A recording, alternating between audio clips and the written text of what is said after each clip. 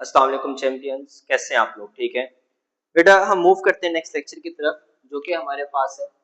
देखिए, projectile motion ही चल रहे हैं और केस 1 और आपकी जो बुक का पेज है ये हमारे पास बनता है पेज नंबर 31। देखिए, इस केस में हम लोगों ने एक्चुअली डिस्कस करना है कि अगर आप किसी भी ऑब्जेक्ट को थ्रो करें फ्रॉम सम हाइट, मतलब आप अगर एक ऑब्जेक्ट को किसी हाइट से थ्रो करते हैं तो तब जो ऑब्जेक्ट होगा उसका वो जो डिस्टेंस कवर करेगा हॉरिजॉन्टल और वर्टिकल एक्सिस में उसकी वैल्यू कितनी होगी, तो हमने ये बताना है। फिर से सुन लें बात को। प्रोजेक्टाइल मोशन में ये जो हमारे पास है केस नंबर 1 है जिसमें हमने एक्सप्लेन करना है कि हम अगर एक बॉडी को थ्रो करें कहां से, किसी एक हाइट से, कहां से थ्रो करें बेटा, किसी एक हाइट से, तो तब जो बॉडी होगी वो हॉरिजॉन्टल और वर्टिकल कितना डिस्टेंस कवर करेगी, इस फॉर्मूले को हम लोगों ने ड्राइव करना है। तो बेटा याद रखिएगा, इस बात को जरा अच्छे से समझ लें। हम यहाँ पे कहते हैं कि कंसीडर द मोशन, हमने कंसीडर किया कि एक ऑब्जेक्ट है। इमेजिन करें कि आपके पास ये एक ऑब्जेक्ट है बेटा, सब अच्छे से समझिएगा। इमेजिन करें कि हमारे पास ये एक ऑब्जेक्ट है और हम एक काम करते हैं और वो ये कि इस ऑब्जेक्ट को थ्रो करते हैं फॉरवर्ड डायरेक्शन में। याद रखिएगा कि जो इनिशियल हमने जो वेलोसिटी दी है वो एक्स एक्सिस के अलोंग दी है। इनिशियल वेलोसिटी हम लोगों ने कोई वाई एक्सिस के अलोंग यहाँ नहीं रखी। इसको बहुत अच्छे तरीके से याद रखिएगा कि इनिशियल वेलोसिटी एक्स एक्सिस के अलोंग है, इनिशियल वेलोसिटी आपके पास बेटा यहाँ वाई एक्सिस के अलोंग हरगिज नहीं है, याद रखिएगा। अब जरा समझिए इस बात को। मैं ये कहता हूँ कि इनिशियली आपने बॉडी को थ्रो किया और आपके पास जो बॉडी है वो इस तरह से फॉरवर्ड डायरेक्शन में आगे मूव करती है।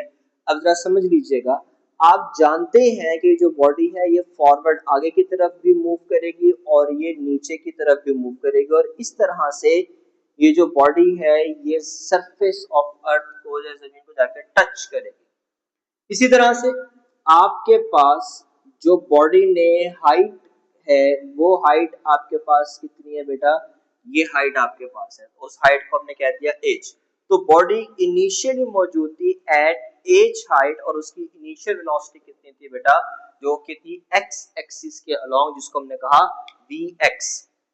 अब दो बातें ख्याल रखिएगा, ये जो बॉडी है आपके पास बेटा, ये जो बॉडी मूव कर रही है फॉरवर्ड डायरेक्शन में, दो पॉइंट्स हैं, बॉडी फॉरवर्ड डायरेक्शन में मूव कर रही है और जो बॉडी है वो मूव कर रही है कहां भला, डाउनवर्ड डायरेक्शन में। दो केस हैं, एक बॉडी फॉरवर्ड भी मूव कर रही है और बॉडी डाउनवर्ड भी मूव कर रही है। तो याद रखिएगा, जब बॉडी फॉरवर्ड मूव कर रही है तो उसके फॉरवर्ड मूव करने की वजह याद रखिएगा वो आपके पास है inertia. Body is moving forward due to inertia. और जो बॉडी है वो जो डाउनवर्ड मूव कर रही है वो आपके पास किसकी वजह से मूव कर रही है बेटा, ग्रेविटेशनल एक्सेलरेशन की वजह से। ग्रेविटेशनल एक्सेलरेशन, जिसको आप ग्रेविटी कहते हैं, ग्रेविटी कहें तो ज्यादा बेहतर है। ठीक है, तो आपके पास ये जो बॉडी है ये जो डाउनवर्ड मूव कर रही है, ये क्यों मूव कर रही है बेटा, ड्यू टू ग्रेविटी, ये ज्यादा बेहतर है। तो फॉरवर्ड किसकी वजह से मूव कर रही है, इनर्शिया, और डाउनवर्ड किस वजह से मूव कर रही है, ग्रेविटी। और पेपर के हवाले से दो इंपॉर्टेंट आपके पास एमसीक्यूज बनते हैं। हाँ जी बेटा, अब हम कैलकुलेट करते हैं हॉरिजॉन्टल डिस्टेंस।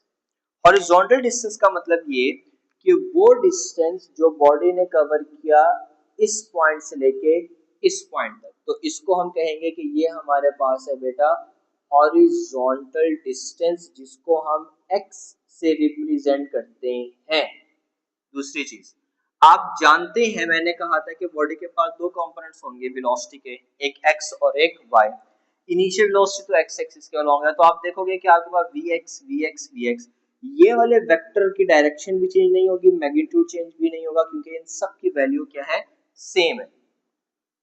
दूसरी चीज, आपके पास वेलोसिटी y के अलोंग, इसकी डायरेक्शन कहां, डाउनवर्ड डाउनवर्ड डाउनवर्ड। आप गौर से देखो तो आपके पास जो मैग्नीट्यूड है वो बढ़ता जा रहा है, मतलब लेंथ वेक्टर की इंक्रीज कर रही है, जिसका मतलब ये है कि आपके पास वेलोसिटी जो y एक्सिस के अलोंग है वो कंटिन्यूअसली इंक्रीज कर रही है, इसके बारे में ख्याल रखिएगा। ठीक है, अब हॉरिजॉन्टल डिस्टेंस, ये बात हम सब जानते हैं बहुत अच्छे तरीके से बेटा, वी नो डैट ये बात हम जानते हैं कि हमारे पास जो s है ये किसके इक्वल होता है, v i t plus 1/2 a t square, इसके इक्वल होता है। अब हम वैल्यूज को जानते हैं। देखिए s हॉरिजॉन्टल के बारे में बात चल रही है तो s किसके इक्वल हो गया आपके पास बेटा, x के। आपके पास किसके लिए इनिशियल वेलोसिटी की बात चल रही है तो इनिशियल वेलोसिटी किसके अलोंग है, x के अलोंग, तो इसलिए जस्ट हम vx लिख देते हैं। उसके बाद आपके पास जो एक्सेलरेशन है ये भी किसके अलोंग, x के अलोंग, और आप पढ़ के आए लास्ट लेक्चर में कि बॉडी के पास एक्सेलरेशन जो x एक्सिस के अलोंग होती है वो हमेशा इक्वल होती है 0 के। तो जब आप ये सारी वैल्यूज रिप्लेस करेंगे तो आपके पास s की जगह क्या आ जाएगा, x, vi की जगह आपके पास क्या आ जाएगा, vx, t आपके पास as it is plus 1/2, a की जगह 0 और ये t स्क्वायर। तो जब आप इसको सॉल्व करेंगे तो x क्या बन जाएगा, vxt। तो आपको डिस्टेंस हॉरिजॉन्टल डिस्टेंस को कैलकुलेट करने का जो फॉर्मूला बनेगा वो ये बनेगा कि x इक्वल होगा vx मल्टीप्लाई बाय t के इक्वल होगा। ठीक है, इसी तरह से अगर आप लोग वर्टिकल डिस्टेंस को कैलकुलेट करना चाहते हो कि आपके पास वर्टिकल डिस्टेंस कितना होगा तो बेटा इसके बारे में भी बात कर लेते हैं हम। देखिए वर्टिकल डिस्टेंस कौन सा, ये जो आपके पास हाइट है कि बॉडी ने हाइट किस तरह से हम इसे कैलकुलेट करेंगे तो इसके बारे में भी हम बात कर लेते हैं। सेम वही फॉर्मूला हम कह देते हैं कि वी नो दैट, ये बात हम जानते हैं कि S इक्वल होता है v i t plus 1/2 a t square के। अब आप वैल्यूज रिप्लेस करना शुरू करो। अब हमारे पास जो डिस्टेंस है उसको हम रिप्रेजेंट कर रहे हैं एज के साथ इनिशियल वेलोसिटी। बेटा याद रखिएगा बॉडी के पास इनिशियल वेलोसिटी सिर्फ एक्स एक्सिस के अलोंग थी, और अगर इनिशियल वेलोसिटी y के अलोंग बात करते हैं तो उसकी वैल्यू कितनी है, 0। बॉडी के पास y एक्सिस के अलोंग इनिशियल वेलोसिटी नहीं है, बॉडी को आपने बिल्कुल सीधा थ्रो किया है, किसी एंगल पर नहीं फेंका। इसी तरह से अगर आप एक्सेलरेशन की बात करेंगे तो a y, और आपको पता है कि वो किसके इक्वल होगी, g के इक्वल होगी, और साइन पॉजिटिव होगा क्योंकि बॉडी भी नीचे की तरफ मूव कर रही है और वेलोसिटी की डायरेक्शन भी डाउनवर्ड है। तो s की जगह आपके पास h आ गया, इनिशियल वेलोसिटी की जगह 0 आ गया, प्लस 1/2, a की जगह g आ गया, t स्क्वायर ये फैक्टर 0 हो गया, तो हाइट किसके इक्वल होगी आपके पास 1/2 जी टी स्क्वायर। तो ये आपके पास फॉर्मूला बन गया बेटा हाइट को कैलकुलेट करने का, मतलब वर्टिकल वाई एक्सिस के अलोंग वेलोसिटी। तो ये आपके पास एक क्वेश्चन बनता है। अब इसका जो नेक्स्ट क्वेश्चन है उसमें हमें कहा हुआ है कि हमने एक्सप्लेन करना है केस नंबर 2। केस नंबर 2 में हमने ये बताना है कि आप अगर एक बॉडी को थ्रो करें, ठीक है, बट थ्रो करें कैसे थ्रो करें, एट सम एंगल, मतलब बॉडी को किसी एंगल पर अगर आप थ्रो करें तो फिर क्या होगा, जरा इसको समझ लीजिएगा। तो अब हम केस नंबर 2 की तरफ मूव करते हैं बेटा। ठीक है, ओके, नाउ केस नंबर 2 के केस नंबर 2 में क्या होगा, when a body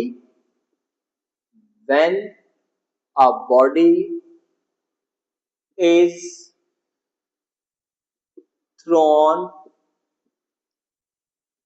at some angle theta, heading change भी हो सकती है, ठीक है, तो परेशान नहीं होना। मान लें कि इस तरह से ये आपके पास y एक्सिस है, इमेजिन कर लें कि ये आपके पास बेटा y एक्सिस, ये आपके पास x एक्सिस, ठीक है, और ये आपके पास है बॉडी को इस तरह से आपने फेंका लाइक दिस, और ये जो एंगल है ये आपके पास कितना है, थीटा। अब जरा समझ लीजिएगा, इनिशियली जो बॉडी को आपने फेंका, मान लें उसकी इनिशियल वेलोसिटी की डायरेक्शन कहाँ थी, इस तरफ। देखो गौर समझो, जब आप बॉल को इस तरफ फेंकोगे तो आइडियली तौर पे क्या होना चाहिए, बॉल तो यूं सीधी जाए, बट बॉल यूं सीधी जाती नहीं है, बॉल यूं इस तरह से डाउनवर्ड डायरेक्शन में मूव करती है, किसकी वजह से, ग्रेविटी की वजह से। ठीक है, तो ये जो आपके पास वेलोसिटी का कंपोनेंट है वी आई, इसको हम वेलोसिटी है इनिशियल वेलोसिटी, इसको हम रिजॉल्व कर लेते हैं इसके दो कंपोनेंट्स में। तो ये हम कह देते हैं कि ये हमारे पास वेलोसिटी का कौन सा कंपोनेंट है, y कंपोनेंट, और ये जो है हमारे पास वेलोसिटी का कंपोनेंट बन जाता है। मान लें कि ये जो वेलोसिटी का कंपोनेंट है ये हमारे पास x कंपोनेंट है, ये y कंपोनेंट है, और यहाँ के पास कौन सा कंपोनेंट बन गया, x कंपोनेंट हो गया। ठीक है, अब हम कैलकुलेट क्या करने लगे हैं, जरा इसको अच्छी तरीके से समझिएगा। हम कैलकुलेट करने लगे हैं कि बॉडी की वेलोसिटी, कि हम हॉरिजॉन्टल वेलोसिटी को कैसे कैलकुलेट कर सकते हैं, हम वर्टिकल वेलोसिटी को किस तरह से कैलकुलेट कर सकते हैं। तो इसकी थ्योरी को बेशक लिखना चाहे लिख लें। तो हम यहाँ पर बात करते हैं, सबसे पहले हम बात कर लेंगे किसकी, हॉरिजॉन्टल वेलोसिटी के।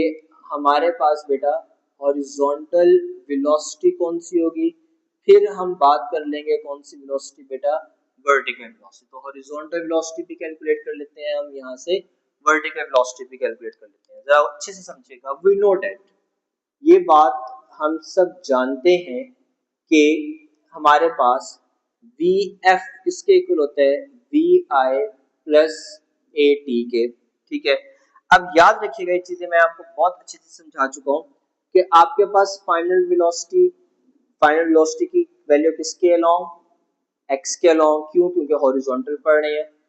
इनिशियल वेलोसिटी भी किसके अलोंग, एक्स के अलोंग, एक्सेलरेशन भी किसके अलोंग, एक्स के अलोंग, और आपको पता है एक्स के अलोंग एक्सेलरेशन कितनी होती है, 0 होती है। आज जो वैल्यूज रिप्लेस करेंगे तो ये आपके पास क्या बन जाएगा, वी एफ एक्स, वी आई क्या बन गया, वी आई एक्स प्लस 0। तो वी एफ एक्स आप जानते हो कि जो आपके पास इनिशियल वेलोसिटी या जो एक्स कंपोनेंट होता है वो किसके इक्वल होता है, ये बात बड़े अच्छे से समझाई भी है मैंने आप लोगों को। वो आपके पास होता है simple v i cos theta, और अगर वर्टिकल कंपोनेंट होता तो वो क्या बन जाता है, वी आई साइन थीटा। तो फाइनल वेलोसिटी एक्स एक्सिस के अलोंग किसके इक्वल हो चुकी है, वी आई कॉस थीटा के। और अगर आप यहाँ से भी देखो तो आपके पास वी एफ एक्स किसके इक्वल है, वी आई एक्स। तो याद रखिएगा ये बात, इस बात की जस्टिफिकेशन है जो मैंने आपको समझाई थी कि फाइनल वेलोसिटी और इनिशियल वेलोसिटी सेम है। तो मतलब किसी भी पॉइंट पे आप अगर वेलोसिटी को कैलकुलेट करना चाहो एक्स एक्सिस के अलोंग तो वो वही होगी जो आपके पास इनिशियल वेलोसिटी थी। इस फॉर्मूले में आपको कहीं दूर दूर तक टाइम नजर नहीं आ रहा, तो इसका मतलब ये कि एक्स एक्सिस के अलोंग जो फाइनल वेलोसिटी है वो टाइम पर डिपेंड नहीं करती।